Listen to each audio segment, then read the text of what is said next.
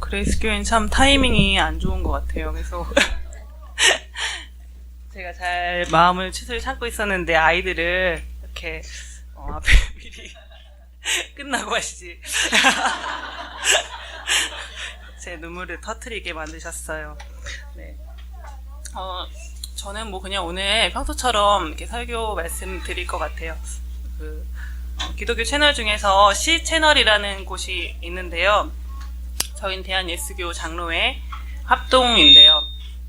통합 측에서 이제 숫자를 했습니다. 1년 동안 기독교인들의 수가 어떻게 변동되었는지 알고 계시나요? 1년 동안 이 한국 교회에서 어떤 변화가 있었냐면 한 5만 명 정도 했을 거라고 합니다.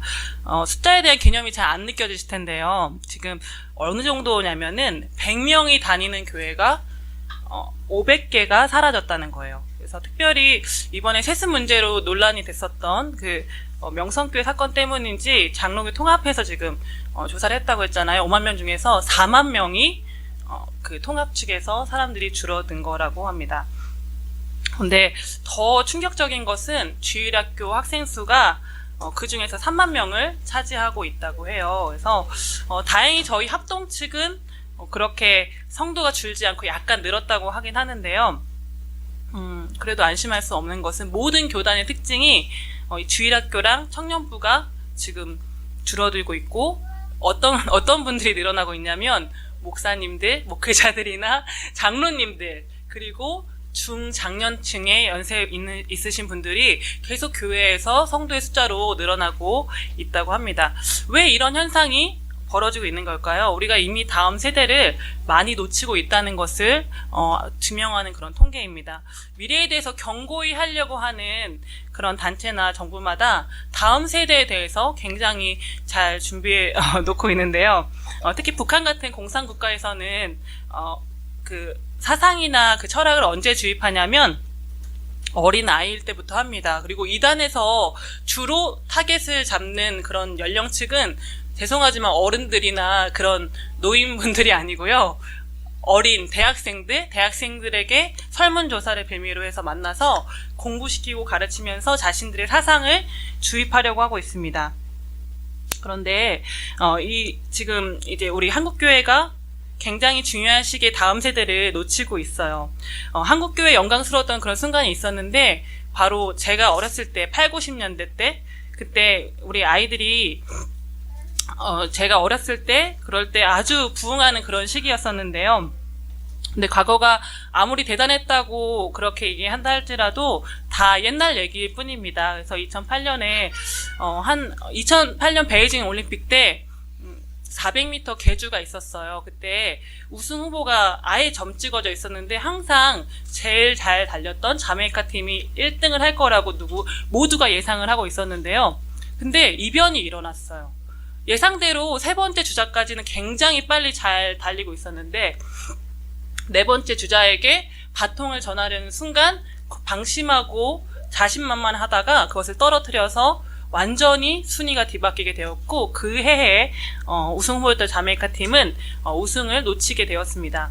우리가 이런 일을 당할 수 있다는 거예요. 다음 세대에게 우리가 맛보았던 부흥의 경험을 전해주지 못할 수가 있습니다.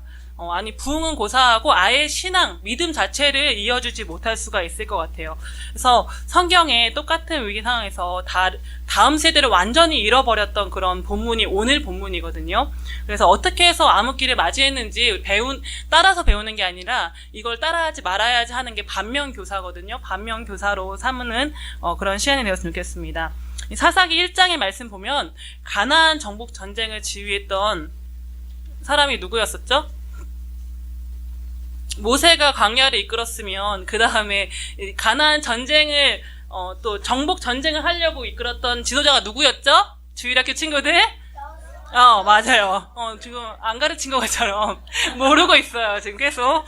그래서 우리 이 여호수아가 근데 이제 이 여호수아도 죽고 이스라엘 백성이 계속 가나안 땅에 다 차지하지 못한 곳을 차지해야 하는 그런 상황이었습니다. 그런데 이야기를 보니까 여호수아가 죽은 이후에는 아주 미미한 조금의 지역만 얻게 되던지 아니면 아예 정복 자체를 실패하는 그런 내용이 나와 있는 거예요. 그리고 가나안 사람들이 이스라엘 사람들과 함께 살게 되거나 주변에 살고 있다고 그렇게 이야기합니다. 그렇게 된 이유에는 가나안 땅에 있는 민족이 강해서였을까요? 물론 강한 사람들도 있기는 있었겠지만 강하기만 해서 쫓아내지 못한 것은 아닌 것 같아요. 왜냐하면 1장 36절에 보면 여기서 요셉 자손들이 이스라엘 지파 중에서 꽤 강한 지파였음에도 불구하고 이 사람들을 남겨놔서 자기가 하기 싫은 일들을 시키기 위해서 같이 살았다고 그렇게 이야기가 되어 있습니다. 그래서 이제 2장 오늘 말씀이 나오는 건데요. 2장에 보면 목사님이 다 안 읽어주셨는데 다 읽어주셔야 되는데 1절부터 10절까지 2장 2절 말씀 한번 보도록 하겠습니다. 같이 읽어보도록 하겠습니다. 우리 친구들 이제 읽을 줄 알죠? 네, 옆에 있는 걸로 읽을게요. 하얀 글씨로 읽을게요. 2장 2절 시작. 너희는 이 땅의 주민과 언약을 맺지 말며 그들의 재산을 어린아였거늘 너희가 아니하였으니 어찌하여 그리하였느냐. 하나님께서 모세를 통해서도 누누이 말씀하셨고요. 이 여호수아를 통해서도 많이 말씀하셨어요. 가나안을 반드시 너희의 땅으로 주겠다고 약속하셨는데요. 그러나 이제 그 땅에 있는 민족들을 그 약속으로 그 땅에 있는 민족들을 다 멸절시키고 그 안에 있는 우상이나 제단까지도 다 없애버리라고 그렇게 명령하셨어요. 왜 그러셨을까요? 이것도 얘기 많이 했던 얘기들인데 그 땅에 많은 종교로 더러워져 있었기 때문에 하나님을 모르는 그런 민족들이기 때문에 이스라엘을 보호하기 위해서 하셨던 명령이었습니다. 근데 이스라엘이 보기에 그 땅의 모든 문화와 그런 종교가 어때 보였을까요? 너무나 멋져 보였어요. 이제까지 이스라엘 백성들이 우리 지금까지 어디 배웠냐면 사사기까지 배웠어요. 사사기 끝까지 거의 배워왔는데 어디에 살다가 중간에 400년 동안 오랫동안 살았던 데가 있었어요. 거기가 어디였었죠? 기억나요? 피라미드가 있고 스핑크스가 있는 이집트에서 노예 생활을 했었고요. 그게 굉장히 그 400년 동안 전부 다 노예 생활은 아니었지만 그렇게 노예 생활을 했었고요.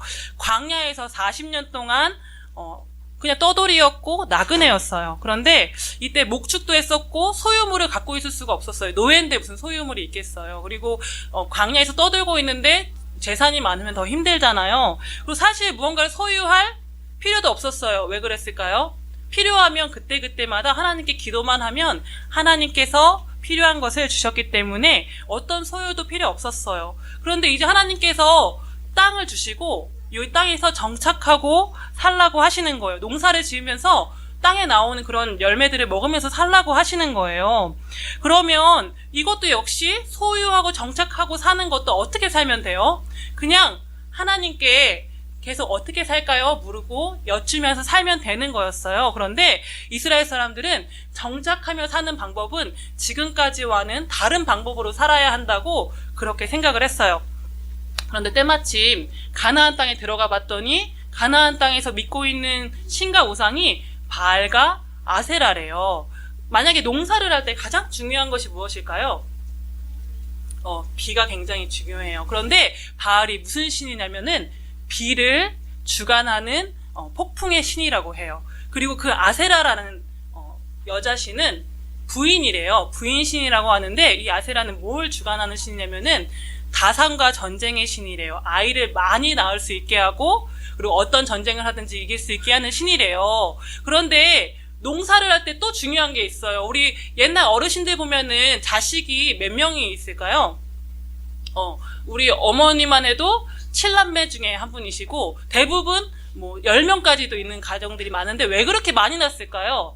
그 당시에 왜냐하면 이 아이를 많이 낳는 것은 이 아이들이 나중에 농사일을 다 할 수 있는 노동력이 될 수 있거든요. 그래서 아이를 많이 낳는 것은 이건 나에게 다 재산이 되는 거예요. 그런데 지금 아세라 여신이 어떤 걸 주관한다고요? 부부 관계를 주관하고 아이들을 낳는 것을 주관해서 많은 아이를 낳을 수 있게 해주겠다고 약속하는 그런 신이라는 거예요.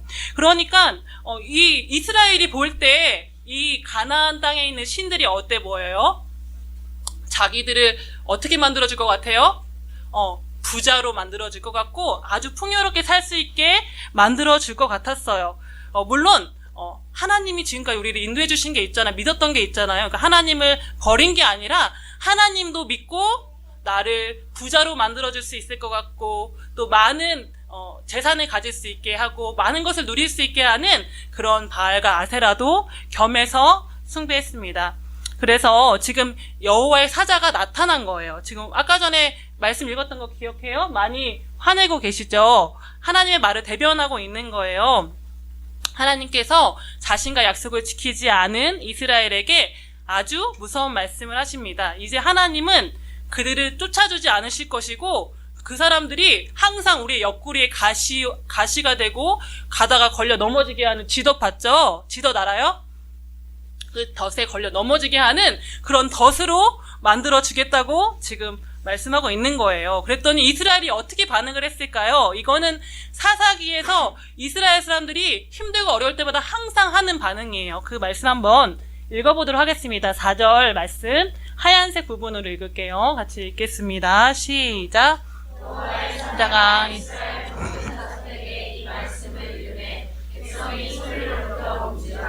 네, 어떻게 했대요? 백성들이 소리를 높여서 울었다고 합니다. 원래 그 장소의 이름은 다른 이름이었는데요. 이 이름을 복임이라고 지었대요. 제가 히브리어족이었잖아요. 히브리어 바카의 복수 명사형이에요. 그래서 그것을 우는 사람들이라는 뜻의 히브리어입니다. 너무 사람들이 많이 울어서 그 장소의 이름을 바꿔버린 거예요. 원래 그곳의 장소의 이름은 베델이었을 거라고 학자들은 예상하고 있는데요. 그런데 이 사람들이 정말 회개해서 울었던 것일까요? 어떤 것 같아요? 우리 친구들 회개해서 울었던 거인지는 한번 보도록 하겠습니다. 만약에 우리 주일학교 친구들 중에 누군가 한 명이 울면서 기도한다거나 울면서 찬양을 드리고 있다면 우리 다른 어른들이 볼 때 어떻게 바라볼까요? 굉장히 이 친구가 하나님을 만났구나, 얘가 정말 은혜 많이 받았구나, 얘가 정말 변화됐구나 이렇게 생각할 수 있잖아요. 정말 신앙생활을 하는 가운데 눈물을 흘리는 그 모습은 굉장히 값지고 귀한 것이죠. 영혼을 향한 눈물은 정말 귀한 것입니다. 하지만 한 가지 확실한 거는 눈물을 흘렸다고 해서 그 사람의 신앙이 좋거나 반드시 회개를 했다는 것을 뜻하지 않을 수 있어요. 제가 예전에 여기 오기 전에 맡았던 부서가 중등부였거든요. 중등부 아이들이랑 필리핀 선교를 다녀왔어요. 근데 이 아이들이 돌아와서 되게 잘 사는 애들이었거든요. 근데 그 아이들이 너무 가난하고 힘들고 어려운데 자기가 갖고 있는 것들을 막 줘가지고 그 아이들에게 복음을 전하고 불빛도 안 들어오는데 핸드폰 불빛으로 복음을 전하고 이러면서 마음에 감동을 많이 받고 많이 변화돼서 돌아왔었어요. 막 울면서 간증을 엄청 했거든요. 거의 애들이 전부 다 그렇게 간증을 했어요. 막 저 되게 차갑고 냉랭했던 아이들이 막 껴안고 안으면서 전도님 사랑해요 막 이렇게 얘기했는데 이제 어머니들한테 물어봤어요. 그래서 이 친구들이 집에 가서 어떻게 생활하더냐. 그러니까 그날만 그랬습니다. 그러시는 거예요. 전혀 변한 거 없고 그냥 그날 하루만 눈물 흘리고 땡이었다는 거예요. 그래서 우리에게 정말 필요한 거는 이 눈물이 아니라 이 감정의 변화만이 아니라 우리의 사고방식이 변해야 되고 세계관이 바뀌어야 되고 우리의 삶의 현장 자체가 변해야 하는 것입니다. 오늘 사사기 2장 말씀에서 이스라엘 백성들이 진정으로 회개해야 할 것이 무엇이었을까요? 이들은 계속해서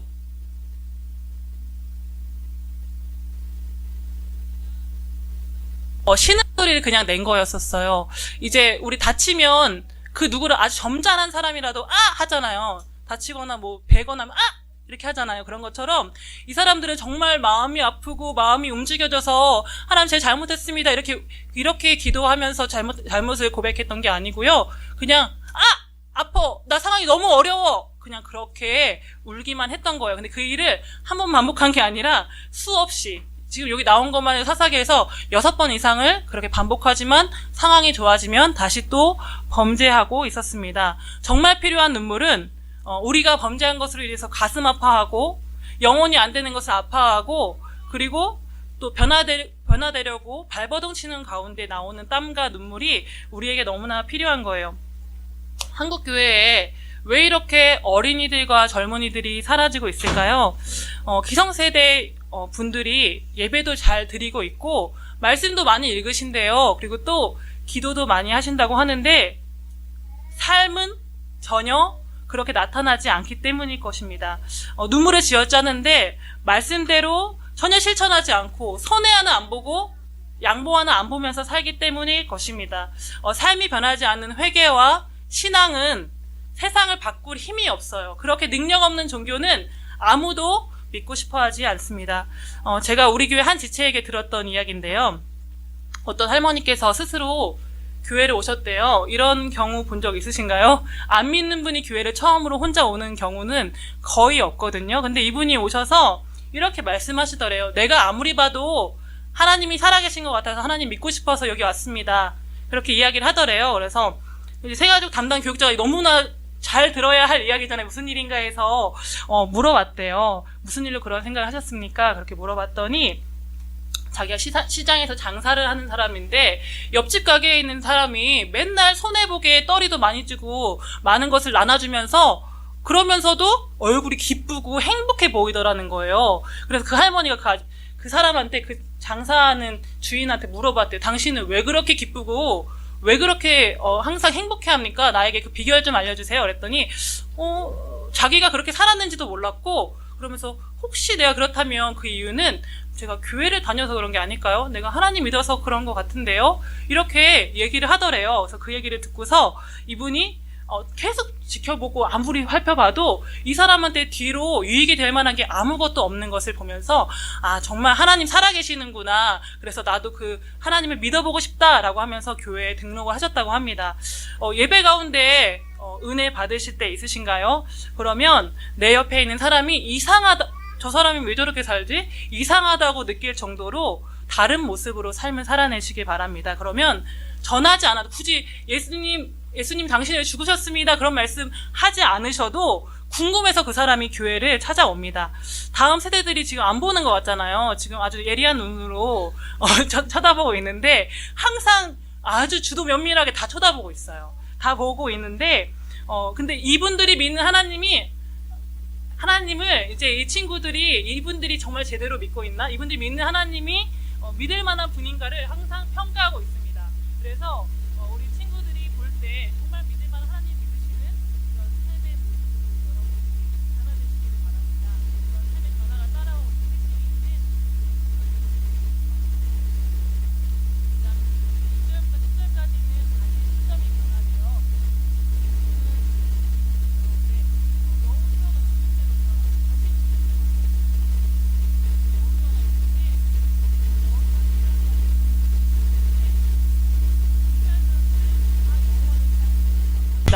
그런데 가나안 땅 정복 전쟁도 잘 수행했었어요. 그런데 여호수아가 죽었습니다. 심지어는 여호수아와 함께했던 그 세대의 사람들도 다 죽었어요. 그리고 나서 무슨 문제가 생겼을까요? 10절 말씀 읽겠습니다. 오늘 말씀을 제목으로 만들어지게 된 계기인데요. 10절 말씀 하얀색 부분으로 읽도록 하겠습니다. 시작. 그 세대의 사람들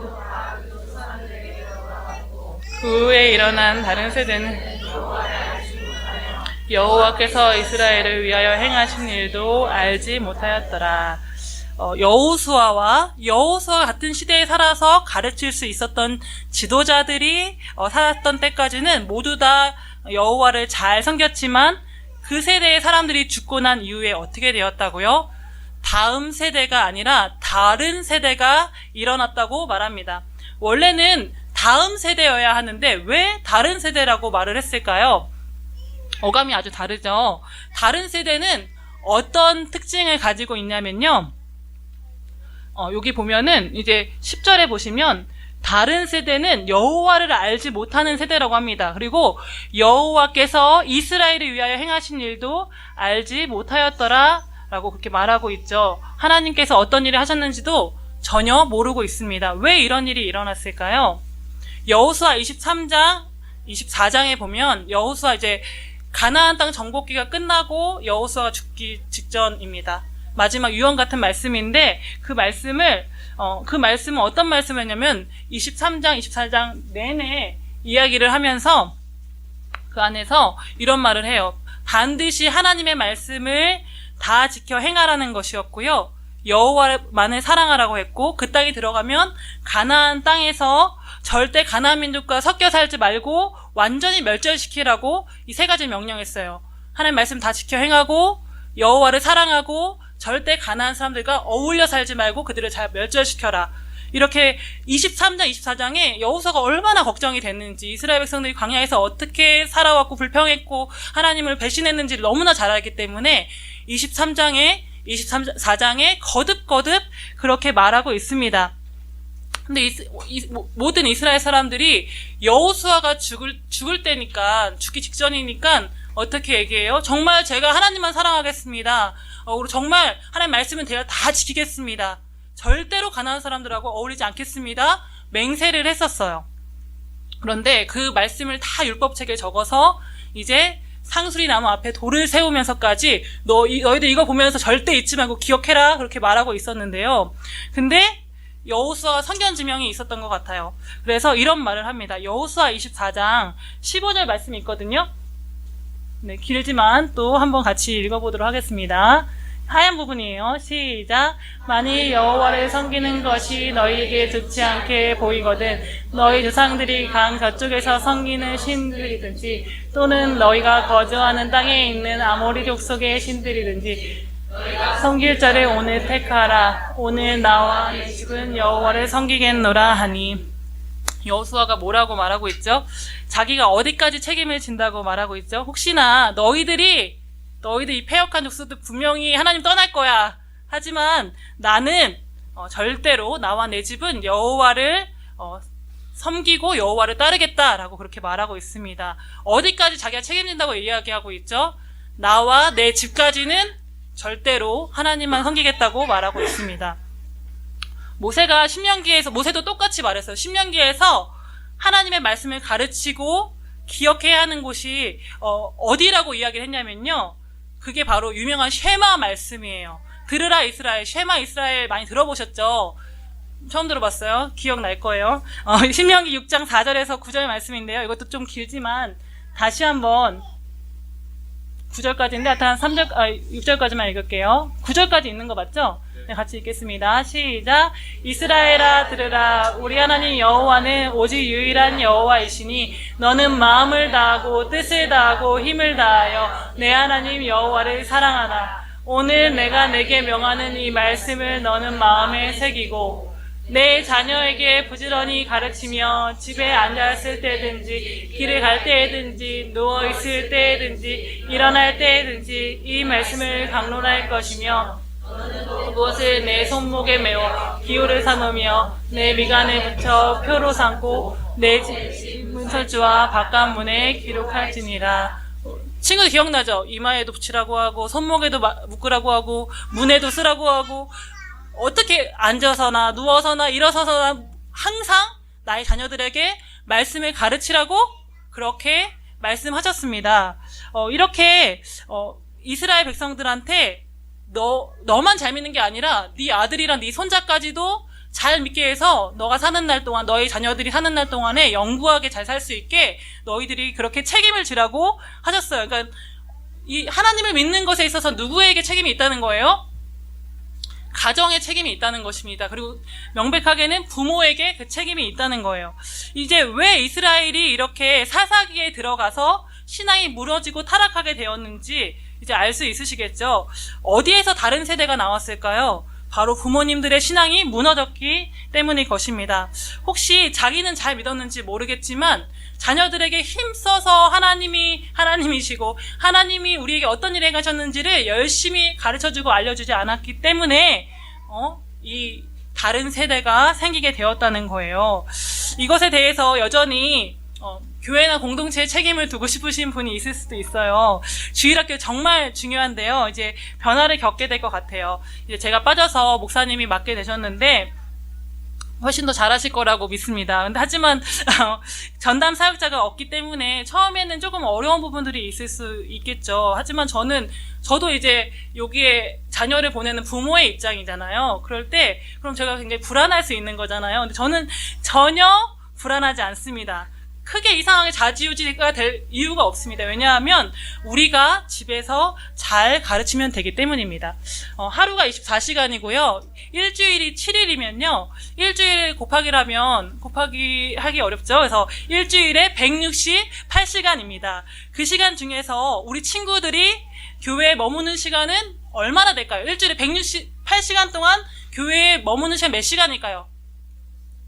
30분? 아니면 예배 드리는 시간 30분? 길면 1시간. 뭔가 좀 말씀다운 거 읽어보는 게 1시간. 그리고 노는 시간 5시간. 그 교회에서 노는 시간 5시간. 이렇게 놀아요. 그렇게 해도 168시간에 비교했을 때 얼만큼 돼요? 아주 미미하고 적습니다. 그냥 우리 친구들 나머지 시간 어디서 보내요? 학교에서도 많이 보내지만 제일 절대적으로 많은 시간을 보내는 것은 가정이에요. 그리고 우리 어린이들이 누구의 영향을 가장 많이 받죠? 네, 부모님 그리고 엄마의 영향을 가장 많이 받습니다. 그 많은 시간 동안 우리가 무엇을 가르치고 있었냐는 거예요. 물론 일하시는 어머니가 계시죠. 그리고 또 부모님들이 안 믿는 그런 아이들도 있을 것입니다. 근데 일하시는 어머니라 할지라도 아무리 바쁜 어머니라 할지라도 일주일 동안 교회에서 보내는 그 한 번 1시간이나 5시간의 시간보다는 일주일 동안 아이들이랑 계속 이야기할 수 있고 부딪힐 수 있는 시간이 훨씬 더 분명히 많이 있을 것입니다. 우리 아이들을 어떻게 키우고 계십니까? 다음 세대로 키우고 계시나요? 아니면 다른 세대로 키우고 계시나요? 부모님이 무엇을 중요하게 여기시는지는 아이들이 동물적인 감각이 있어요. 굉장히 잘 알고 있습니다. 성경 말씀을 읽거나 큐티를 할 때 반응은 그냥 그래 성실하구나 꾸준히 하는구나 하지만 우리 아이가 영어책을 읽었다. 오늘 영어책을 읽었어. 오늘 한글을 뗐어. 그러면 기뻐하는 반응이 완전 다르다. 그러면 아이들은 엄마가 중요한 게 이거구나. 내 삶에서 중요한 건 공부다. 이렇게 하면서 우선순위를 다시 세우게 될 것입니다. 그래서 부모님께서 나는 내 자녀가 정말 말로는 항상 나 하나님이 기뻐하시는 일을 했으면 좋겠어. 내 자녀를 그런 가치관으로 키울 거야. 이렇게 말씀하시지만 우리 아이들이 보는 앞에서 좋은 대학 나온 사람들을 더 우대를 해준다거나 아니면 아이들의 친구들을 가정 환경에 따라서 쟤랑은 놀지 말고 쟤랑은 놀아 이렇게 하면서 만약에 관리를 해주신다면 아이들은 그 부모의 가치관을 그대로 따라 살게 된다는 것입니다. 사사기 2장에서도 이스라엘 사람들이 하나님을 안 믿은 게 아니었어요. 하나님도 믿었지만요. 풍요로움을 주는 가나안의 문화를 더 사랑하고 그들의 신들도 같이 믿었습니다. 그것을 보면서 이 세대가 다음 세대여야 하는데 다른 세대로 자라나게 된 것이에요. 그래서 아이들의 신앙의 책임은 어디에 있다고요? 네. 주일학교를 담당했던 그 교육자로서 책임을 회피하려고 하는 게 아니고요. 그 책임은 교회에 있는 것이 아닙니다. 정확하게는 가정이고요. 부모님들에게 있습니다. 근데 정말 죄송한 말씀이지만 더 엄밀하게는 엄마에게 있습니다. 왜냐하면 아이들은 엄마가 정말 절대적인 존재거든요. 그러니까 엄마 역할하는 아빠에게도 있을 수 있지만 하여튼간 그런 주 양육자에게 있습니다. 그래서 정말 교회나 주일학교가 해야 할 일은 신앙의 기본을 제공하는 일인 것 같아요. 그리고 부모님이 믿지 않은 아이들을 더 많이 관심을 쏟고 이 아이들이 매일의 경건의 습관이 생길 수 있도록 도와주는 일을 주일학교가 해야 합니다. 저는 이제 주일학교 사역자지만 또 주일학교 아이들을 둔 엄마잖아요. 근데 이제 엄마들에게 제가 매일 큐티를 하십시오. 매일 가정 예배를 드리십시오. 이렇게 말하지만 제가 안 한다면 보범이 될 수 없기 때문에 최대한 빠지지 않고 하려고 특세기간 외에는 정말 최대한 빠지지 않고 하려고 많이 노력했던 것 같아요. 아이들 데리고 말씀 읽고 아이들을 데리고 안수기도도 막 해주고 아이들이랑 같이 암송하는 시간을 매일 거의 이거는 무슨 규칙처럼 매일 그렇게 하고 있는데요. 그렇게 하다 갑자기 제가 한 친구가 생각이 나는 거예요. 서연이었는데요. 이 친구는 이 아이의 부모님은 믿으시는 분이 아니세요. 이 친구가 주일날 공부하기 싫어서 교회에 나오게 됐거든요. 주일날은 좀 쉬고 싶어서 처음에 그런 마음으로 교회에 오게 됐었는데, 근데 언젠가부터 이 성경을 다른 친구들은 좀 많이 하는 자기가 모른다는 것을 조금 힘들어하는 것 같았어요. 다른 건 다 잘하거든요. 그래서 그게 힘들어하는 것 같았고, 그리고 이것을 극복할 수 있는 방법이 없다고 생각하는 것 같았어요. 나는 믿는 엄마가 아니니까 이렇게 생각하는 것 같았어요. 그래서 근데 또 이제 저에게 좋은 정보를 알려주더라고요. 저희 집에 성경동화 60권 샀어요. 이렇게 얘기하더라고요. 그래서 아 그래? 이렇게 얘기했는데 내가 이 친구를 매일 만날 수 없지만 어떻게 도와줄 수 있을까 생각하다가 카톡이 있잖아요. 그래서 할머니한테 카톡을 드려서 앞으로 너가 성경동화 일주일에 3번 하루에 한 권씩 읽고 요약해서 나한테 요약하고 느낀 점을 보내라. 그렇게 시켰어요. 그랬는데 뭐 정말 웬만하게 큐티 매일마다 하시는 분들도 이 친구만큼 더 성실히 꾸준히 할 수 없을 거예요. 정말 뭐 한 바닥이 아니라 2바닥, 3바닥까지 가득 써가지고 저한테 보낼 때도 있고요. 정말 굉장히 제가 까먹고 혹시라도 안 하게 되면은 먼저 그냥 문자가 알아서 와 띡 보면은 막 공책 몇 장이 이렇게 와 있고 그렇게 성실하게 저한테 계속 보내줬었어요. 그래서 최근에 한 달 전도 안 됐죠. 뭐 몇 주 전에 언젠가부터 또 안 보내버리는 거세요. 왜 이러나 했더니 다 읽었다고 하더라고요. 끝까지 다 읽었다고 하더라고요. 그래서 이제는 제가 오늘 큐티 책을 주면서 큐티를 어떻게 하는 것인지 알려주려고 합니다.